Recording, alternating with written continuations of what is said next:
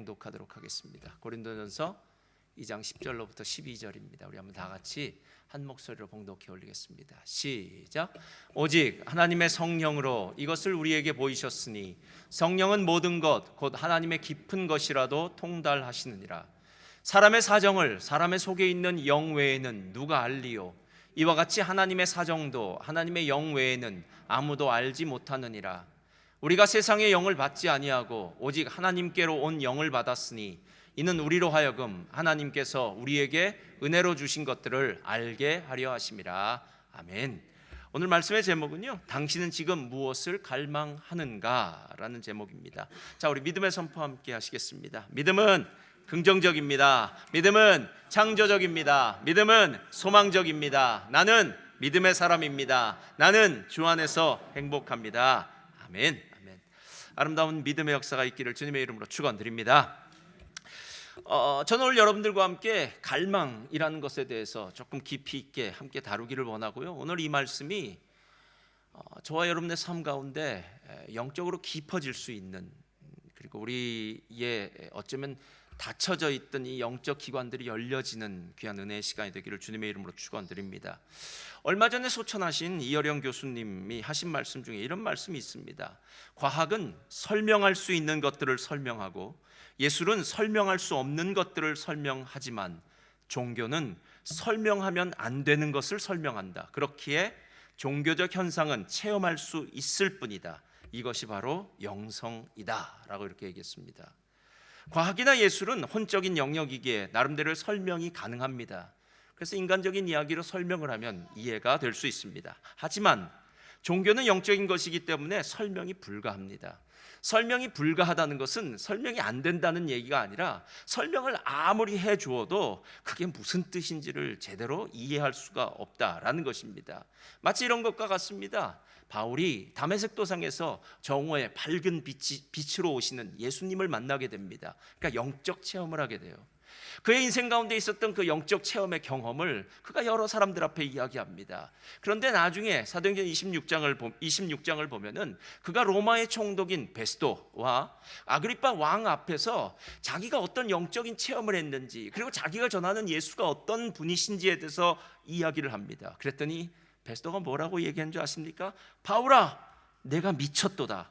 내 많은 학문이 너를 미치게 한다 하니. 그러니까 이 베스도 총독의 눈에는 아니, 저 사람 맛이 갔네. 저 사람 똑똑한 사람 같은데, 그래도 남들보다 공부도 많이 했다고 했는데, 아니, 공부를 너무 많이 해서 문제가 생겼구나. 네가 하는 말을 내가 도저히 이해할 수가 없다. 너가 하는 말은 미친 사람이 주저리 되는 말처럼 내게는 어떤 이해가 불가한 말을 하고 있다. 마치 미친 사람이 이야기하는 것으로 치부해 버리는 것. 이게 바로 영성, 종교에 대한 이야기다라는 것입니다. 여러분, 하지만 중요한 사실은 이 영적인 문제에 대해서 만약에 우리가 제대로 알지 못한다면 저와 여러분이 오늘 이 자리에 나와서 신앙생활하는 것은 어쩌면 아무 의미가 없습니다. 이 자리는 소셜 클럽이 아닙니다. 자녀들을 위해서 좋은 교육을 시켜주고 착하게 사는 그런 교육을 시켜주는 기관도, 이민사회 외로운 사람들이 모여서 서로 외로움을 보듬어주는 그런 기관도 아닙니다. 우리가 이 자리에 모인 이유는 살아서 역사하시는 영이신 하나님을 만나기 위해서 이 자리에 온 줄 믿습니다. 그런데 이게 세상 사람들은 잘 모른다는 거예요. 마치 이런 것과 똑같아요. 우리가 한국에 살 때, 호주에 한 번도 와보지 않았을 때는 호주가 어떤 곳인지 몰랐습니다. 그저 칸가루가 뛰어노는 곳이라고 알았을 것 같아요. 요즘도 한국에서 오시는 분들 보면은 꼭 잊지 않고 부탁하는 말이 있습니다. 칸가루를 보여주시옵소서, 이렇게 얘기해요. 그럼 또 칸가루 보여드려요. 그런데 여기 사는 사람들은 칸가루에 뭐 보고 싶다 뭐 이런 얘기 별로 하지 않지 않습니까?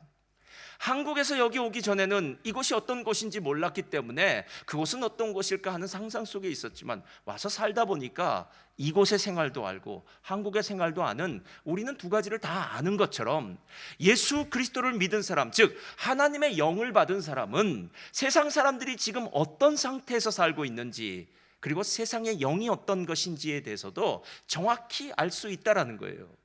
오늘 사도 바울은 고린도 교인들을 향해서 바로 이 부분을 이야기하고 있습니다. 12절 한번 다시 한번 읽어볼까요? 시작. 우리가 세상의 영을 받지 아니하고 오직 하나님으로부터 온 영을 받았으니 이는 우리로 하여금 하나님께서 우리에게 은혜로 주신 것을 알게 하려 함이라. 하나님이 우리에게 은혜로 주신 것이 무엇입니까? 예수의 십자가의 복음, 나를 구원해 주시는, 죽음과 허무와 심판과 저주 가운데서 나를 건져내셔서 더 이상 이 땅이 나의 삶의 종착역이 아니라 하나님의 나라, 하나님의 백성이 되는, 그리고 죄의 사슬로부터, 그리고 허무함의 사슬로부터 우리를 건져내 주시는 그 놀라운 축복, 이것은 하나님의 영을 받은 사람들만 안다라는 것입니다. 그런데 오늘 보니까요, 세상의 영을 받은 사람도 있다라고 이렇게 이야기하고 있습니다.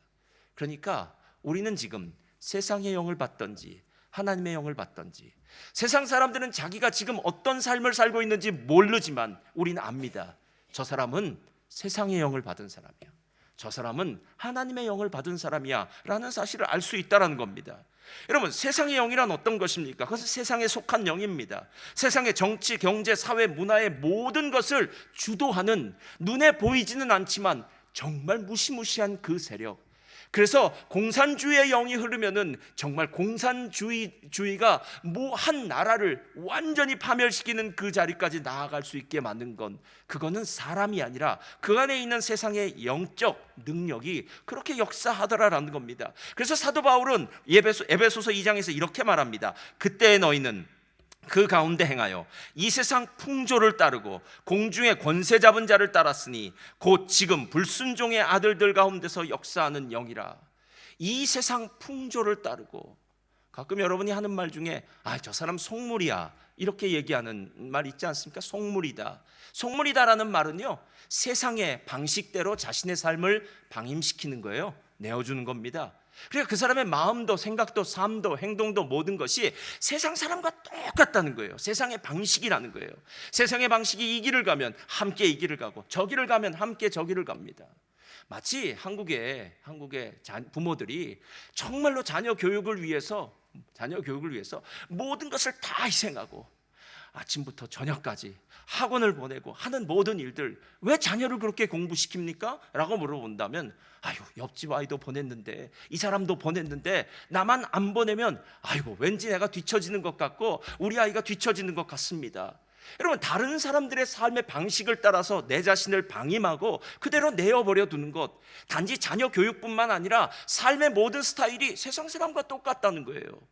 제가 예전에도 그 이야기를 했는데, 우리가 하는 기도나 아니면 절간에 붙어있는, 절에 붙어있는 그 연등에 쓰여있는 기도 제목이나 똑같다면, 그럼 과연 우리가 믿는 하나님은 어떤 분이십니까? 절에 다니거나 이슬람을 믿거나 다른 전통 종교를 믿는 사람이나 우리나 매일 똑같은 것만 간구하고 있다면, 바라고 있다면, 그게 진짜 어떤 영이 그 안에서 역사했을까라는 생각도 한번 해보아야 된다는 거예요. 무너진 마음을 재건하라 라는 고든 맥도날드 목사님이 쓰신 책인데요, 이분이 리더는 어떻게 사는가라는 그 책에서요, 자신이 목회하던 목회지의 이야기를 해요. 고든 맥도날드 목사님이 여러 곳에서 목회를 합니다. 처음에는 뉴 잉글랜드 지역에서 목회를 했대요. 두 번째는 워싱턴에도 있었대요. 세 번째는 뉴욕 맨하탄에도 있었다고 합니다. 여러분, 우리는 호주에 사니까 미국이 어떤 곳인지 잘 모르지만 뉴 잉글랜드는 아이빌리그가 있는 학교들이 있으니까요, 아주 지식적으로 또 교육적으로는 최고의 자리였습니다. 바로 뉴 잉글랜드에 있을 때, 워싱턴이라는 정치 1번지에 있을 때, 그리고 세계 경제를 주무른다는 뉴욕의 맨하탄에서 목회를 할 때 형태는 다 달랐대요. 그런데 결과는 다 똑같더라는 겁니다. 뉴욕의 맨하탄에 살고 있는 사람들은요, 어찌하든지 만몬의 신이 되어서 더 많은 돈을 벌기 위해서 수단과 방법을 가리지 않았다고 합니다. 워싱턴에 살던 사람도 비슷했대요. 그 사람들은 권력에 대해서 똑같은 태도를 취했는데, 어떠한 수단과 어떠한 방법을 동원하고라도 반드시 자기가 원하는 권력을 쟁취하고자 했던 것. 뉴 잉글랜드에 살던 사람들은 자신들이 갖고 있는 그 지식의 오만함으로 가득 채워져서 지식이 우상이 되어서 사는 사람들, 지식이 우상이 되거나 돈이 우상이 되거나 아니면 권력이 우상이 되거나, 그들은 모두 세상의 풍조를 따라서 그 길로 가더라라는 것입니다. 그런데 제가 고든 맥도날드 목사님만 그런 삶을 살았을까라고 생각하면서 사도 바울을 생각해 봤습니다. 우리가 잘 알고 있는 사도행전은 사도 바울이 전도한 도시들의 이야기가 나와 있어요. 사도 바울은 어느 도시를 갔는 줄 아십니까? 아테네를 갔답니다. 아테네는 철학의 도시입니다. 사람들이 모여서요, 먹고 마신 것 외에는 앉아서 철학적인 이야기만 나눕니다. 그래서 어떻게 세상이 만들어졌는지, 어떻게 인간이 만들어졌는지, 어떻게 사람은 살아야 되는지, 이런 문제를 가지고 아고라라는 그들이 모인 그곳에서요, 매일 철학적인 논쟁만 하는 철학적인 사람들이 살고 있는 아테네가 있었습니다. 바울이 에베소를 갔습니다. 에베소는 아데미 신전이라는 고대 7대 불가사의라고 하는 그 어마어마한 신전이 있었는데, 그 큰 신전과 함께 경제가 돌고 있었던 곳이었습니다. 그래서 나중에 사도 바울이 에베소에서 복음을 전하다가 에베소에서 쫓겨난 이유가 있었는데, 그건 은장색들이 자기 장사에 해를 끼치니까, 복음을 전하니까 우상을 더 이상 사지 않는 거예요. 그러니까 경제적으로 손해를 입는 문제 때문에 사도 바울을 쫓아내지 않습니까? 돈이 우상이 된 곳이 바로 그곳이었습니다. 저는 그런 곳만 있는 줄 알았더니 오늘 우리가 보고 있는 고린도 교회가 있어요. 고린도는요, 우상도 다른 어떤 것이 지식이 아니라 이것은 음란한 도시였습니다. 그래서 고린도서를 보면은요, 야, 어떻게 이런 일이 벌어질 수 있을까? 이건 말도 안 돼. 세상에서도 이런 일이 벌어지면 손가락질을 받는 일을 교회 안에서 버젓이 벌어지고 있는 것들을 보면서 사도 바울이 얼마나 책망하고 있는지 모릅니다. 아이고, 보니까 지금 미국이나 2000년 전에 바울 시대나, 아니 저와 여러분이 살고 있는 이 호주도 다르지는 않을 것이다라는 생각이 들었어요. 제가 호주를 다른 사람들한테 자랑할 때 이렇게 자랑했습니다. 호주의 멜번은요, 7년 동안 전 세계에서 가장 살기 좋은 도시로 뽑혔답니다 라고 이야기를 하고 한 가지를 덧붙여요. 120년 전에 호주에서 한국의 선교사를 120명을 파송하고, 데이비드 선교사 같은 경우는 순교를 당해서 호주가 정말로 한국의 그 남쪽 지방이죠, 경상남도, 전라도 이쪽에는 많은 복음의 열매를 맺고 씨앗을 뿌리고 열매를 맺는 일을 호주가 했습니다 라고 얘기할 때 제가 잊지 않고 이 말을 합니다. 그런데 그거 아세요? 그 120명의 선교사 중에 100명이 멜번 출신이었답니다. 할렐루야. 네. 이렇게 얘기해요. 근데 실은 그 말은 했지만 이젠 그 말이 공허해진 것 같아요. 멜번은 축제의 도시입니다. 1월이 되면 호주 오픈이 열려집니다. 전 세계에서 가장 먼저 테니스 호주 오픈을 통해서 이제 테니스의 기지개를 펴니다. 그럼 그 다음부터 이제 오픈이 이어지겠죠. 1월 달에 포뮬러 1이 멜번에서 벌어집니다. 멜번에는 11월 첫째 주 화요일이죠, 멜번 컵이 열려집니다. 남반구에서는 가장 큰 경마예요. 사람들은 그날 다 도박을 합니다. 여기 하나님은 어디에 있습니까? 게다가 그것뿐만 아니라 AFL 이제 9월이 되면은 이제 마지막 할 텐데요, 그때는 모든 멜번의 남자들이 또 열광합니다. 그리고 다 같이 모여서 맥주를 마시면서 함께 경기를 하고, 게다가 그날은 공휴일입니다. 여러분, 이 모든 것들이 세상적입니까? 아니면 하나님적입니까? 우리가 세상적이다라고 얘기를 할 때 겁나는 건 무엇이냐면, 우리도 모르는 사이에 하다 보니까 세상이 우리를 확 덮어놓고 있는 것 같은 생각. 마치 바닷가에서 이렇게 놀다 보면은 하다가 좀 놀다 보면 저쪽으로 쓸려 내려간 것처럼, 나는 그렇게 세상적으로 살고 싶지도 않고 세상에 빠져서 살고 싶지도 않은데 그냥 살다 보니까 세상적이 되어 가더라라는 거예요. 요즘처럼 인터넷이나 한국 드라마나 한류나 이런 것이 발달하고 있는 세대는요, 이제 멀리 사는 것이 별 문제가 되지 않습니다. 이제 실시간으로 인터넷을 통해서 화상 채팅을 통해서 모든 것들을 다 경험하니까 온 지구상의 나라들이 이제는 공통된 문화를 함께 누리면서 삽니다. 제가 며칠 전에 아르헨티나에 있는, 제가 예전에 함께 있던 그땐 전도사님이었죠. 이제 목사님이 됐는데, 목사님한테 연락을 했더니 그 목사님 저한테 그러더라고요. 원주민 선교를 하는데, 목사님 그거 아십니까? 그러더라고요. 뭔데? 그랬어요. 그렇게 물었더니 그 친구가 이렇게 얘기하는 거예요. 목사님, 여기는 성도님들이 나가서, 원주민 현지인 성도들이 나가서 이렇게만 하면 부흥이 된다는 거예요. 그래서 어떻게 하면 부흥이 돼? 우리 교회 목사님이 한국 사람이야, 이렇게 먹이면 사람들이 온대요. 한국 사람 보러. 한류 때문에. 그래서 제가 그랬어요. 야, 한류가 대단하구나. 한류가 대단하구나. 예. 여러분, 이제 한국 사람이라는 게 얼마나 자긍심이 있고 뿌듯하고, 예. 그래서 동남아 사람들은 우리 만나면 한국 드라마 얘기를 합니다. 여러분, 이 모든 문화적인 이런 부분들이 이제 세상을 다 휩쓸고 있습니다. 그럼 묻겠습니다. 하나님은 어디에 계십니까?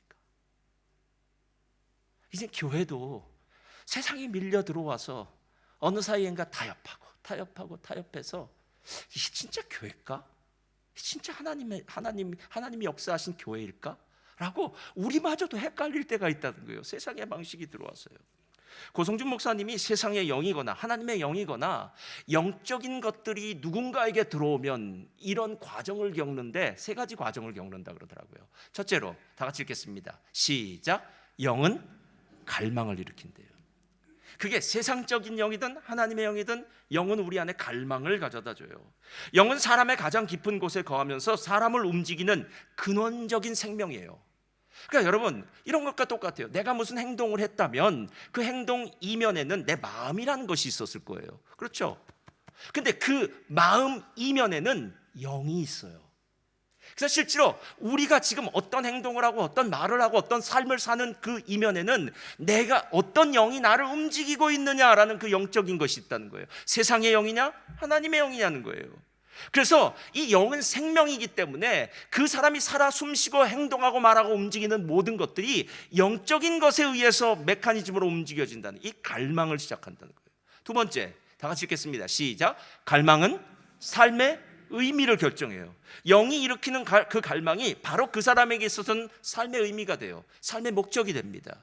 여러분, 어떤 사람이 무엇인가를 갈망한다면 아무거나 갈망하진 않습니다. 내가 꼭 어디를 가고 싶어라면 그곳이 갈망되어진 것이고, 내가 어떤 것을 갖고 싶어라고 하면 그 물건이 갈망되어진 것이지 나와는 상관없는 것을 갈망한다? 이런 일은 없습니다. 그러니까 갈망은 삶의 의미를 가져와요. 세 번째, 다 같이 읽겠습니다. 시작. 삶의 의미는 행복과 만족을 결정합니다. 이 말은 내가 원하든 내가 추구하는 그 삶의 의미를 내가 얻게 됐을 때 그때 나는 행복을 느낀다라는 것입니다. 갈망은 의미는 행복과 만족을 가져오는 것. 그렇다면 지금 내 안에 세상의 영이 역사하는지 하나님의 역사하는지를요 굳이 말할 필요 없습니다. 내가 무엇으로 지금 행복을 느끼고 있는지를 알면 돼요. 여러분이 만약에 하나님으로 말미암아 하나님의 은혜로 말미암아 살아가는 이 하루하루를 감격하며 살고 있다면, 하나님으로 만족한다면 그 안엔 하나님의 영이 계신 거죠. 근데 나는 교회 나오는 거나 예배 드리는 거나 하나님의 영하고는 상관없어. 하나님 아니고 그냥 내 안에는 세상이 가득 차 있어서 세상적인 관심만 있는 거예요. 경제가 어렵다는데, 뭐 집이 이렇다는데, 아이들 학교가 이렇다는데, 뭐 학군이 이렇다는데, 뭐가 어떻다는데 하는데 내 입에서 나오는 말, 내 머릿속에서 떠오르는 모든 생각들, 내 삶에 움직이는 모든 동선들은 다 세상이에요. 거기엔 하나님은 없어요. 세상 사람과 똑같아요.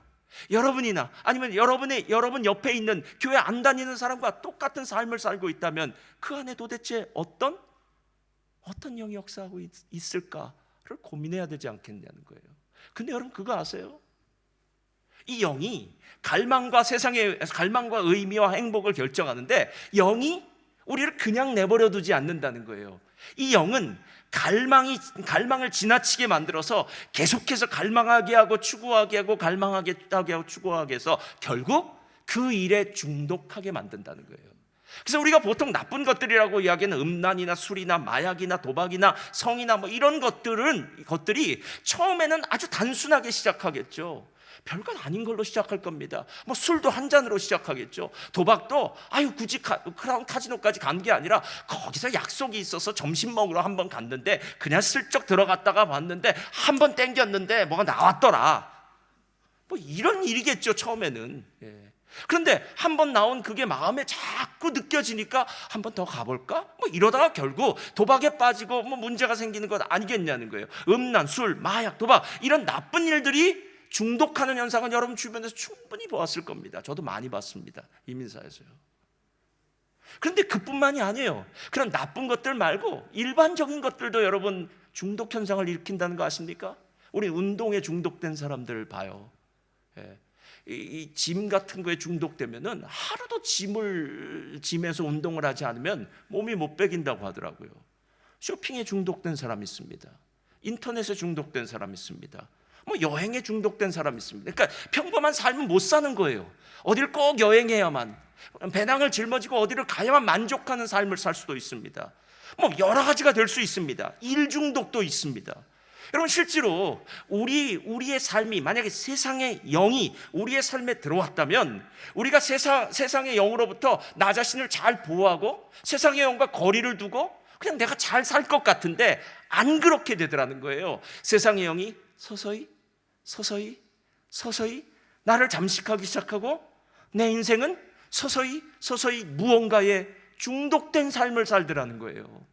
그것이 세상이 말하는 악한 일이든 아니면 세상이 허용하는 어떤 일이든 우리는 결국 그 일에 중독된 삶, 그 일을 하지 않으면 만족하지 못하고 행복하지 못해서 그 일을 하고 있는 동안 그냥 기쁘고 행복한 삶을 살 수도 있다는 겁니다. 제가 예전에도 얘기한 것 같아요. 도박으로 아내도 잃고 도박으로 가정은 파탄하고 도박으로 사업장도 완전히 파탄하고 나중에는 나라를 떴던 한 분이 계세요. 저는 그분이 저에게 상담할 때 그 말이 아직도 귀에 생생해요. 목사님 밤만 되면 갑자기 저는 잠에서 깨어나 나도 모르는 사이에 바지를 입기 시작합니다. 그리고 도박장으로 가는 택시에 올라있는 제 모습을 발견하게 됩니다. 가지 말아야지 하는 마음의 소리는 언제나 있었지만 저는 또 도박장으로 가고 있는 그 택시에 타고 있었고 그리고 난 다음에 저는 그 도박장에서 행복을 느끼고 있었습니다. 그러더라고요. 끊지 못해요. 근데 중요한 것은 세상의 영에 의해서 중독된 그 모든 일들이 시간이 지나고 나면 어느 순간인가 하고 깨우치는 시간이 있다는 거예요. 내가 왜 그랬지? 내가 왜 내 시간을 낭비했지? 내가 왜 내 재물을 낭비했지? 내가 왜 그렇게 살았지? 자신의 인생의 허무함, 헛됨에 대한 깨우침의 시간이 있더라는 거예요. 그 이유가 뭔지 아십니까? 요한일서 이렇게 얘기해요. 이 세상이나 세상에 있는 것들을 사랑하지 말라. 누구든지 세상을 사랑하면 아버지의 사랑이 그 안에 있지 아니하니. 여러분 이 세상에 둘 중에 하나입니다. 세상을 사랑하든지 아버지 하나님을 사랑하든지. 내 마음에 김마담도 사랑하고 내 아내도 사랑하는 법은 없습니다. 장동건이든 여러분의 남편이든 둘 중 하나를 선택하십시오. 여러분 우린 둘 다 사랑할 수 없습니다. 하나밖에 없어요. 근데 그 다음에 중요한 얘기를 해요. 이는 세상에 있는 모든 것이 육신의 정욕, 안목의 정욕, 이생의 자랑이니 다 아버지께로부터 온 것이 아니요 세상으로부터 온 것이라. 그리고 마지막 17절 다 같이 시작. 이 세상도 그 정욕도 지나가되. 이게 문제예요. 우리는 영원한 것을 가치 있다고 얘기해요. 어떤 것들이 잠깐 빛날 수는 있어요. 그냥 시간이 지나서 가치가 있다라고 얘기할 땐 시간이 지나도 변하지 않는 것. 그래서 실은 영적인 것들은 영원하고 하나님의 나라는 영원하다고 이야기하고요, 이 땅의 시간들은 아니다라는 거예요. 이런 것과 똑같아요. 우리는 참 지혜롭게 산다고 생각해요. 스스로는 이렇게 생각해요. 그래, 내가 젊었을 때 열심히 일을 해야지. 일하는 게 나쁜 게 아닙니다. 그런데 몸을 혹사시켜요. 그래서 건강을 잃어요. 건강을 잃고 난 다음에 이런 생각을 합니다. 그때 건강을 챙기면서 일했어야 되는데 내가 어리석었어. 그건 시간이 지난 다음에 깨닫는 일들이에요. 어떤 경우에는 일 열심히 할 수 있죠. 일이 나쁜 게 아닙니다. 일은 당연히 해야 돼요. 그리스도인은 열심히 일해야 됩니다. 그런데 가정을 소홀히 하고 일을 했어요. 시간이 지나고 난 다음에 우리 아이들이 크는 것도 보지 못했네. 내가 아이들과 함께 있는 그 시간을 참 잘 매니지하고 잘 구분해냈어야 되는데 살다 보니 정신없이 내가 이 자리까지 왔어? 라고 하는 후회하는 인생이 있지 않겠습니까? 학생이라면 이런 것도 후회하겠죠. 학창 시절에 공부라는 거, 세상의 공부는 예전에 그랬어요. 공부는 본래 노는 사람들이 하는 겁니다. 할렐루야. 그거는 시간 남고 돈 있는 사람이 하는, 이거 정말 럭셔리한 일이에요. 오락 중에 최고의 오락은 공부하는 일이에요, 여러분. 할렐루야. 여러분 잘 모르시잖아요, 그걸. 옛날에 그랬다고요. 옛날엔 아무나 공부하는 게 아닙니다. 공부하려면 돈이 있어야 되고, 공부하려면 귀족이어야 되고, 공부하려면 시간이 있어야 돼요. 이 모든 것들이 있는 사람이 공부하는 거예요.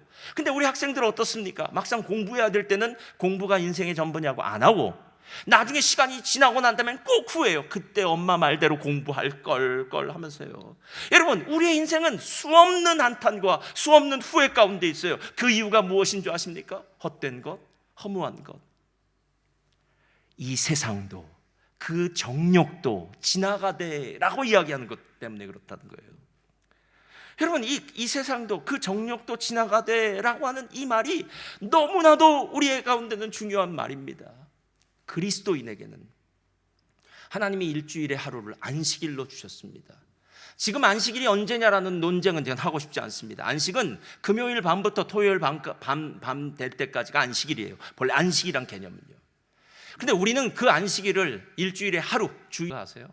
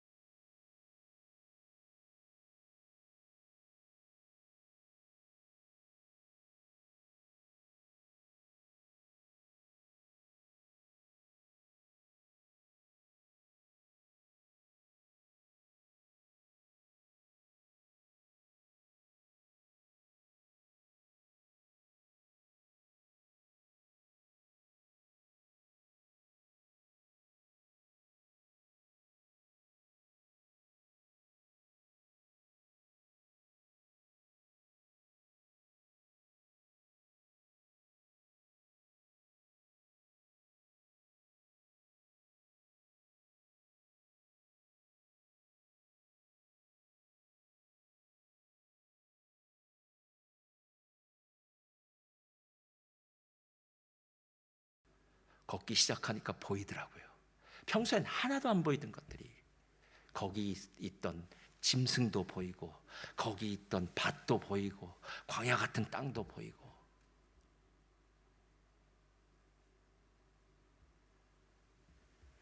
여러분, 실제로 오늘 하나님이 우리에게 영원하다, 영원의 의미를 주시